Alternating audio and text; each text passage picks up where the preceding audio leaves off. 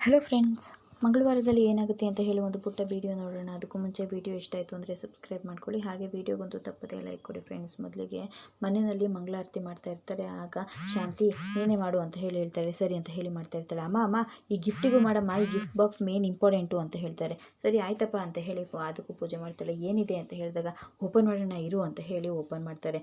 ಅದರಲ್ಲಿ ರೋಹಿಣಿ ಏನಿರ್ತಾಳೆ ಅವಳು ಮೇಕಪ್ ಕೋರ್ಸ್ನ ಶುರು ಮಾಡಬೇಕು ಅಂತ ಹೇಳಿ ಶಾಂತಿ ಮೇಕಪ್ ಕೋರ್ಸ್ ಅಂತ ಹೇಳಿ ಅದನ್ನೇ ತೊಗೊಂಡು ಬ್ಯಾನರ್ ಎಲ್ಲ ಮಾಡಿಸ್ಕೊಂಡು ಅದಕ್ಕೆಲ್ಲ ಸ್ಟಿಕ್ಕರ್ ಹಾಕಿಸ್ಕೊಂಡು ತಗೊಂಡು ಬಂದಿರ್ತಾಳೆ. ಇದೇನಮ್ಮ ಇದು ಅಂತ ಹೇಳಿದಾಗ ಅದೇ ನಾನು ಮೇಕಪ್ ಕೋರ್ಸನ್ನು ಕಲಿಸ್ಬೇಕು ಅಂತ ಅಂದ್ಕೊಂಡಿದ್ದೀನಿ. ನೀವು ಸಂಗೀತ ಕ್ಲಾಸ್ನ ತೊಗೋತಾ ಇದ್ದೀರಲ್ವ, ಹಾಗೆ ನಾನು ಮೇಕಪ್ ಮಾಡೋದನ್ನು ಹೇಳ್ಕೊಡೋದು, ಅದಕ್ಕೆ ನಿಮ್ಮ ಹೆಸರನ್ನೇ ಇಟ್ಟಿದ್ದೀನಿ ಅತ್ತೆ ಅಂತ ಹೇಳಿದಾಗ ಓ ಅಷ್ಟೊಂದೆಲ್ಲ ಮಾಡ್ತಾ ಇದೆಯಾ ರೋಹಿಣಿ, ತುಂಬ ಒಳ್ಳೇದಮ್ಮ. ಹಾಗೆ ಓದಿರೋರಾದರೆ ತಿಳಿದಿರೋರಾದರೆ ಹಿಂಗೆ ಏನೇನಾದರೂ ಮಾಡ್ಬೋದು, ಆದರೆ ಓದಿಲ್ಲ ಅಂತ ಅಂದರು ಅದೇ ಪಾಪ ಹೂ ಕಟ್ಕೊಂಡೇ ಕೂತ್ಕೋಬೇಕಾಗತ್ತೆ ಅಂತ ಹೇಳ್ತಾರೆ. ಮೀನಂಗಿದ್ರಿಂದ ತುಂಬಾ ಬೇಜಾರಾಗ್ಬಿಡುತ್ತೆ. ಹೂ ಕಟ್ಟಿದ್ರು, ಮೇಕಪ್ ಮಾಡಿದ್ರು, ಬಣ್ಣ ಬಳಿದ್ರು ಎಲ್ಲರೂ ಮಾಡೋದು ಹೊಟ್ಟೆಪಾಡಿಗೆ ಕಣೆ, ಎಲ್ಲರೂ ಹೋಗೋದು ಕೊನೆಗೆ ಮಣ್ಣಿಗೆನೆ.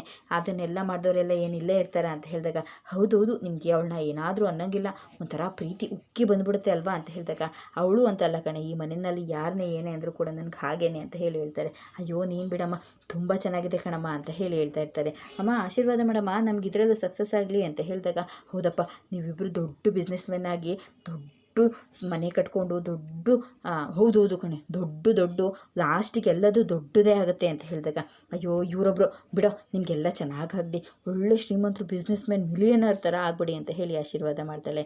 ಇದನ್ನ ನೋಡಿ ಸೂರ್ಯಂಗೆ ತುಂಬಾ ಬೇಜಾರಾಗ್ಬಿಡುತ್ತೆ.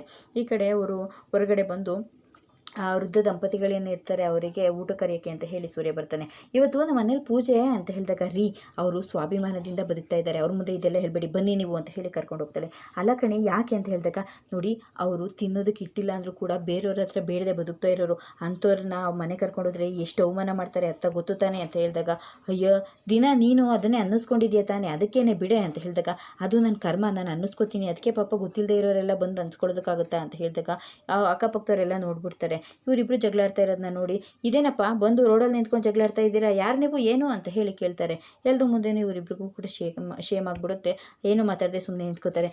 ಅಕ್ಕ ನಾವಿಬ್ಬರು ಗಂಡ ಹೆಂಡ್ತಿ ಏನೋ ಮನೆ ಬಗ್ಗೆ ಹಾಗೆ ಮಾತುಕತೆ ಮಾಡ್ತಿದ್ವಿ ಅಷ್ಟೇ ಅಂತ ಹೇಳಿದಾಗ ಅಲ್ಲಪ್ಪ, ಮನೆ ಗಂಡ ಹೆಂಡ್ತಿ ಅಂತೀರಾ, ಮನೆ ಬಗ್ಗೆ ಮಾತುಕತೆ ಮಾಡೋದಕ್ಕೆ ಮನೆಯಲ್ಲಿ ಜಾಗ ಇಲ್ವೇ, ರೋಡಿಗೆ ಬರ್ತಾರೆ ಅಂತ ಹೇಳಿ ಎಲ್ಲರೂ ಕೂಡ ಅಲ್ಲಿಂದ ಹೋಗ್ತಾರೆ.